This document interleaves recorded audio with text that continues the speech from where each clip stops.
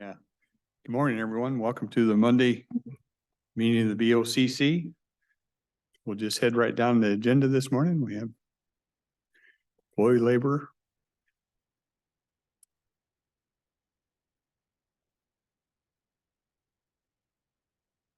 Good morning, Commissioners. Jessica Warren, Human Resources. First request I have comes from the clerk's office. She is wanting to reclass her accounting specialist 2 position to a lead accounting specialist 3 position, which would be a 5% bump above their lead deputy clerk positions. We had talked about that before, right? Yeah, Yeah, I'm okay with that. that's what I was trying to remember. I'm pretty sure we talked about that. Yeah. Thank you. And the next 2 requests I have come from Corrections Offender Services. I'm requesting to fill a mental health counselor position. The employee has put in his resignation, and then requesting to fill a screening officer position. And that position is no longer with the county.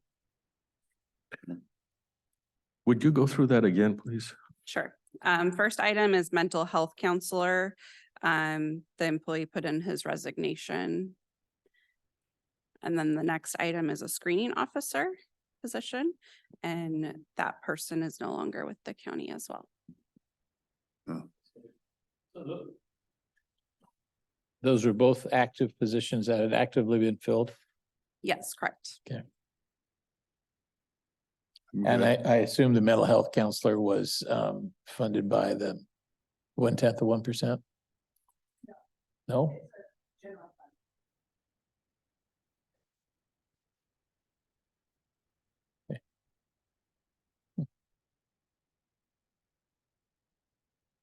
I'm good with it. Yeah. Yeah. Add it to the list of people you're looking for. Jeez. Okay, thank you. And then the last item I have is just a request for an executive session to discuss qualifications of an applicant at the end of the meeting. Okay. That's all I have unless you have anything for me. Thank you. Thank you. Risk management. Good morning. This is Jeremy Austin. Good morning.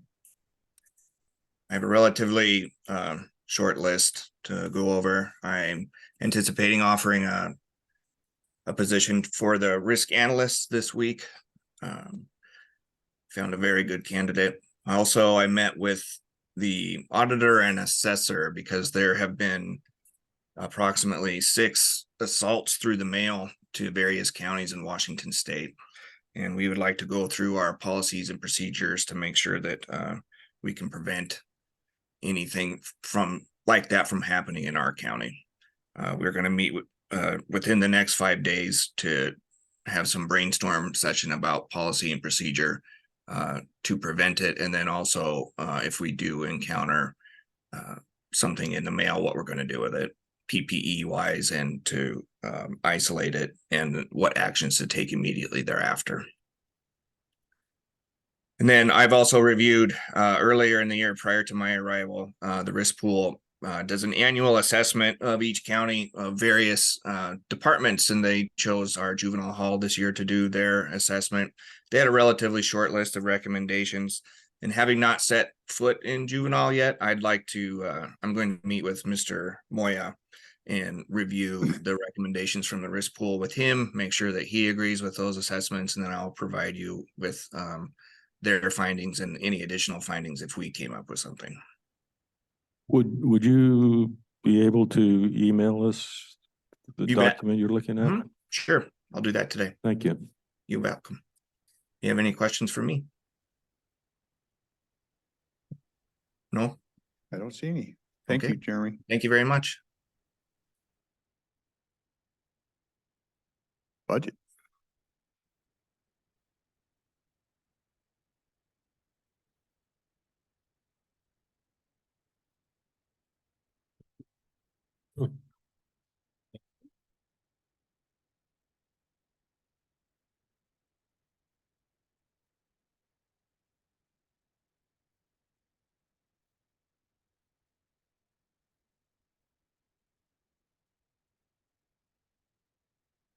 Kathy Funk Baxter, Finance Director.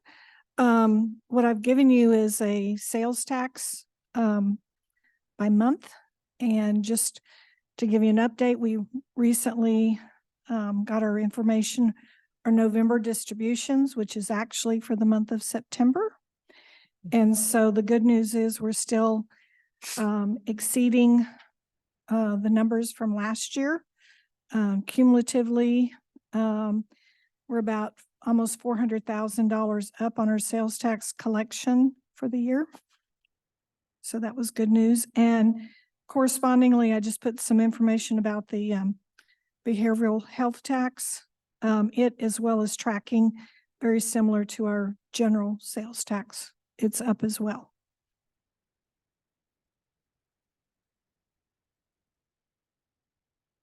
What we budget, do you know off the top?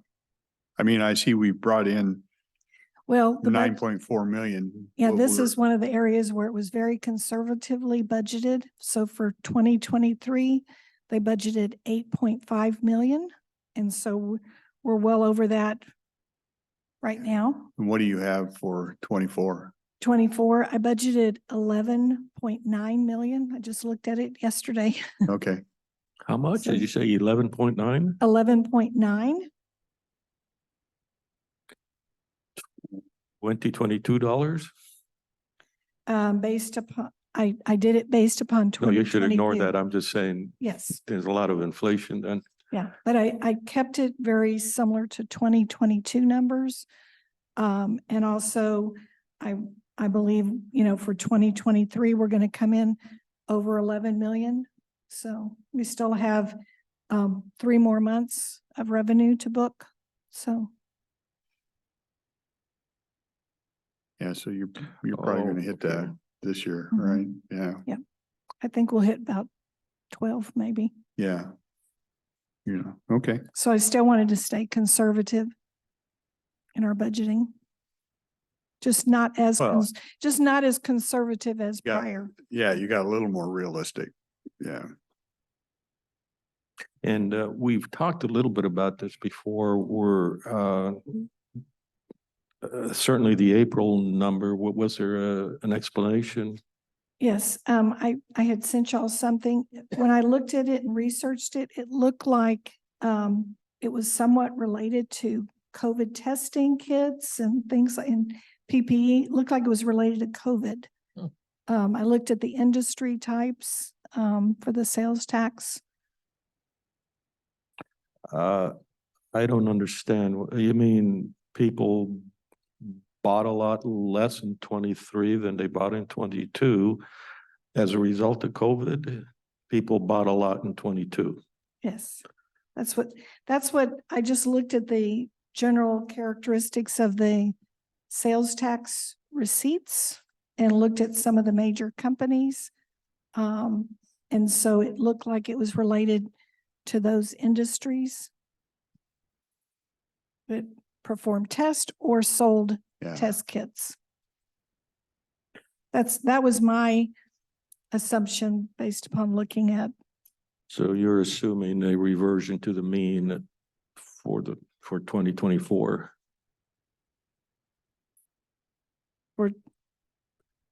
yeah, we're going to revert back.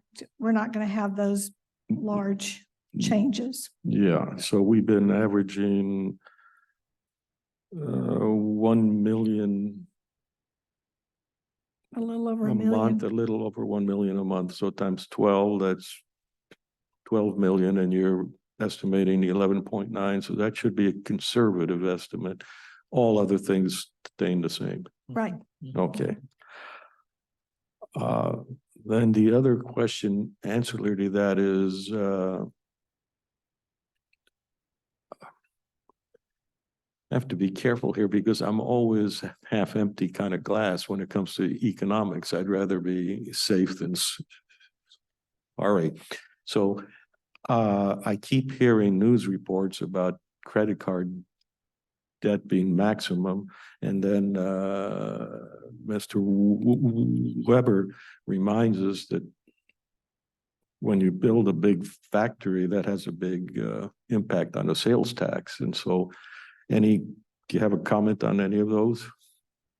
No, I don't. I'd have to do some research. Okay. I think the next industrial expansion is that divert plant. Divert that- and Longview, yeah. that they're working on in Longview. So while the bulk of the sales tax on the purchases of equipment will accrue to Longview, our 15% share will jump up. Interestingly, the marketplace could in Klamath that just opened up last week and could be a source of new sales tax because it's all a series of Retail, a lot of small retail. retail stores. So that'll be interesting to see if we see any uptick because of that, but Yeah, I think that's an extremely well-played plan by the port because the cruise ships now come into a nice dock. And when you get off the ship, you can go 50 yards into the marketplace. Yeah. now if they could just get somebody to move into Northport, I beg your pardon? if they could only get somebody now to move in to actually build out the Northport development. They've got the infrastructure, but nobody's built anything there yet. That's the one on Clam River Road. Oh, Crest Park, yeah. Yeah.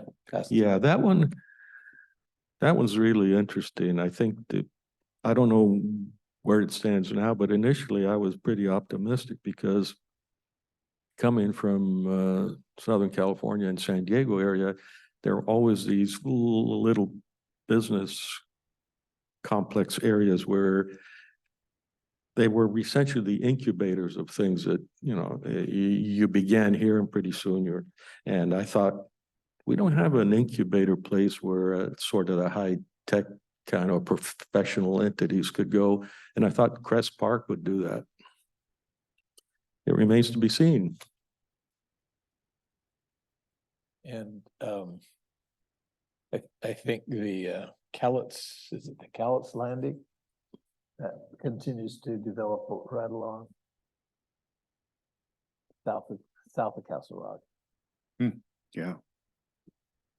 So, yeah, how is that coming along? Well, they've done a lot of fill, but I think that fill has to sit for a while and settle. So you're not seeing a whole lot of activity out there right now because I think it's in the phase where it sits and compacts or whatever it does, yeah. And somewhere by the airport, that big facility going in, Yeah, a warehouse? That's a similar thing where they've got it pretty well graded. They're letting some settling to happen to, Over there. yeah. Yeah, they actually take a heavy metal steel plate and drop it from a fair height.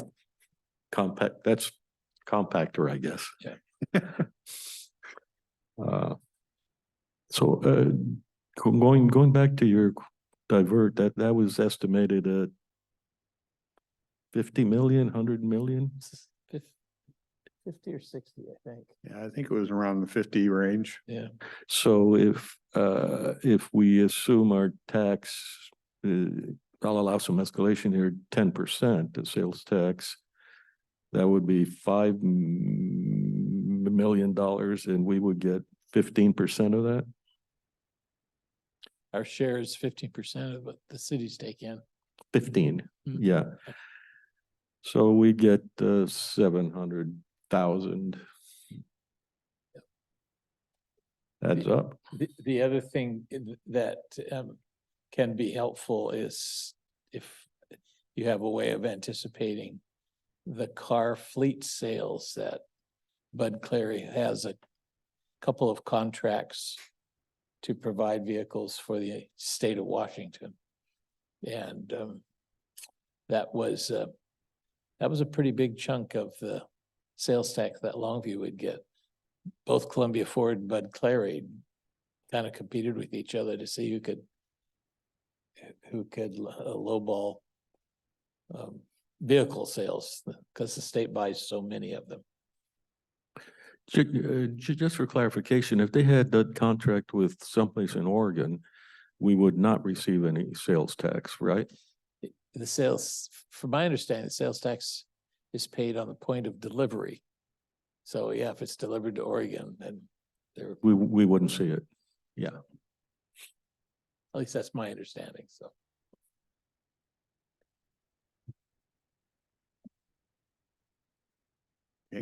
Tomorrow we have public hearing on levies. So those materials have gone into agenda quick, and so we'll have quite a bit. Because we have all the cities, ports, fire districts. They all got their levies in. Yes. Yeah, Well, almost everybody. Almost everyone. Everybody. And then ours will be in there as well. So our road general fund. So that will be tomorrow. And then next week, we'll have the public hearing on the 24-25 budget.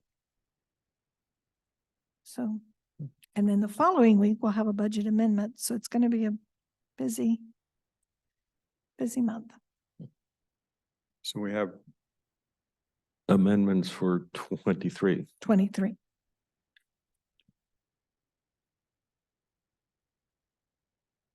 okay, That's all I have. thank you, Kathy. Corrections.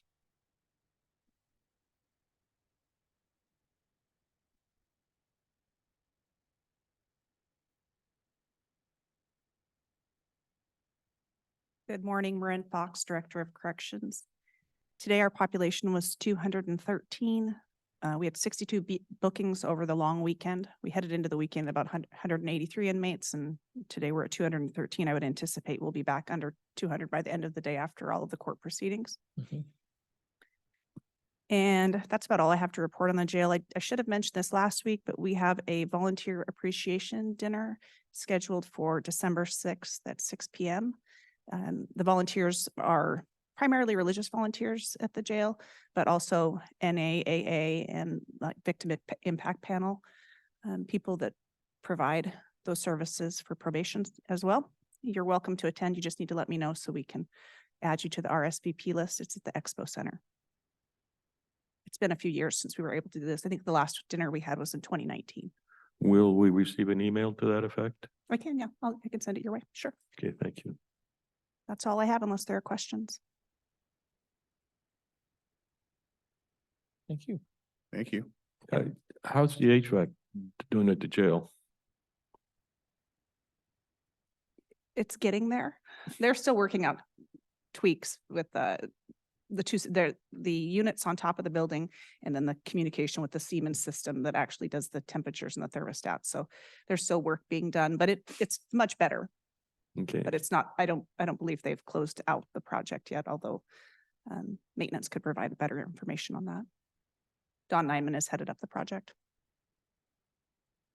thank you. What temperature do you like to keep the jail at? I assume it's each cell block is sort of uniformly heated. Correct. I don't know what that temperature point is. I would imagine in the 70 range, but I'm sorry? I would imagine it's around 70, but I don't know for Okay, sure. thank you. But there's a, leeway on either side of that temperature. But it is more consistent. We're not having the some areas being, 20 degrees hotter than others. It's mellowed out, but it's not fully closed out yet. They're still working on some kinks. All right. Thank you. Thank you. IT.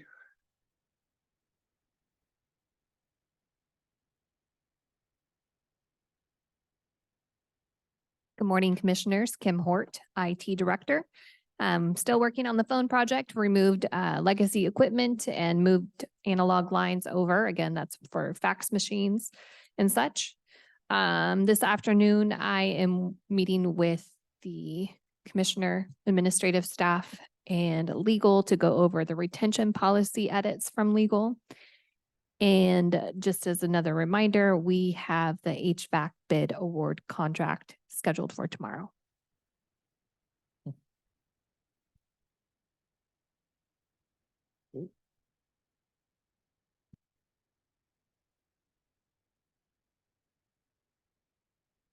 I think.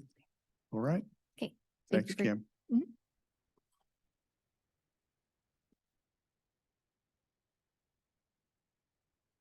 Any miscellaneous? I will say in talking with Commissioner Weber this morning that conference in DC in February, evidently the legislation is out during that time.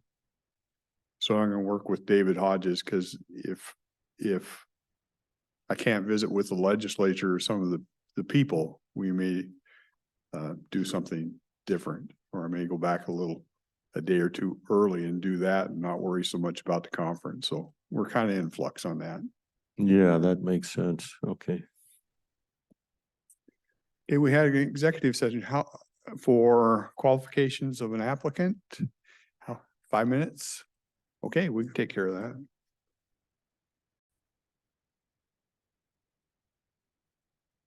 The board is extending the executive session for a period of 5 minutes until 10:33.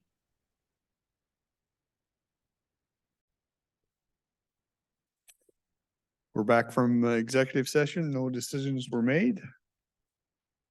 Any other miscellaneous? I understand that our 11 o'clock has been canceled because they're short on employees, so we don't have an 11 o'clock today.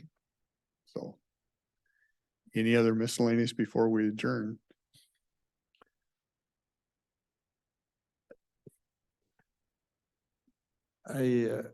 I'm wondering what the level of interest on the board is to pursue trying to figure out if there's it's about the juvenile detention center and trying to collaborate with in this case Lewis County to see if there's a synergism we could have.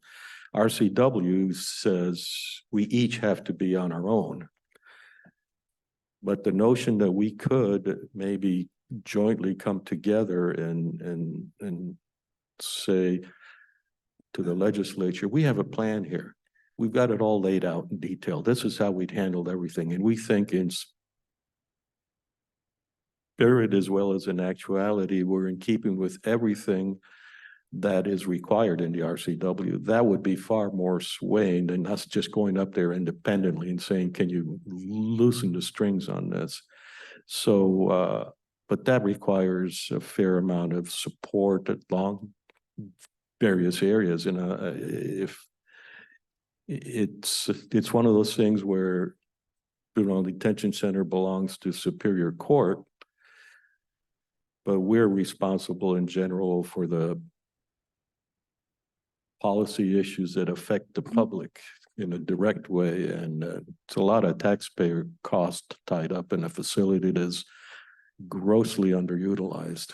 So that's sort of what I'm trying to pursue. Do we have appetite for pursuing that here? So I'm glad you brought that up. At the leadership conference, I did touch base with Commissioner Pollock, Yeah. with whom I talked about a year ago. Yeah. And she was enthusiastic a year ago, but her response was the department is not interested at this time. So now if you have a way of, if you want to pursue that through one of the other, through Sean and I can't remember the other one's name, just to double Scott. check. So Scott Bruner? that's right. Yes, Scott. I know Sean has interest in it because I wouldn't raise this issue without having him in on it, and he would like something there. Of course, that's just always predicated on, yeah, let's see what we can do, as opposed to, yeah, let's go do it. Do what? We have to define the what. Mhm. So I guess we could throw the ball back into his court and see if he. Yeah, Well, because, obviously they need to have support from, like here, they're under Superior Court's yeah, supervision. So you're talking about judges being willing to work with other judges, which shouldn't be a roadblock, but.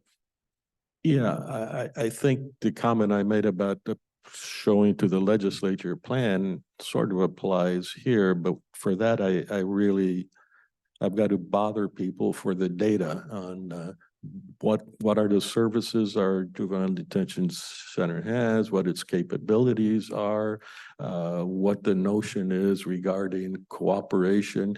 Is there a problem if your juvenile detention center is 50 miles away from wherever you happen to be? I'm still supportive of going forward if, you know, if we Yeah. get cooperation from somebody on their side, so. Okay, and Kathy, do you have all the data of all the costs involved and all the nooks and crannies of the juvenile system?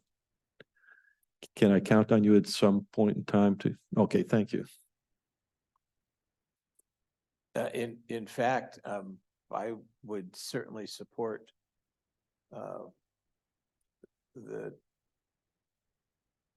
chairman appointing Mr. Mortensen to lead the effort. Well, actually, on December 11th, Senator Wilson has called a meeting with myself and Judge Basher and a couple others to talk about the juvenile center and what they can, maybe he could help with at the state level. So I think some of those issues will come up because we've had concerns about it for quite a while. Good, and on a ancillary vein, it really still seems like the Nacelle Youth Camp getting shut down seemed like a wrong thing to me. Yeah, And still a good facility that could be utilized. it's a wonderful location and it was, yeah, I liked it.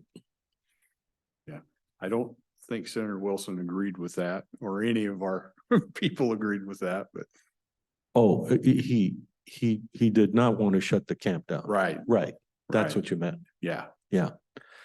Yeah, it struck me as odd that it got shut down.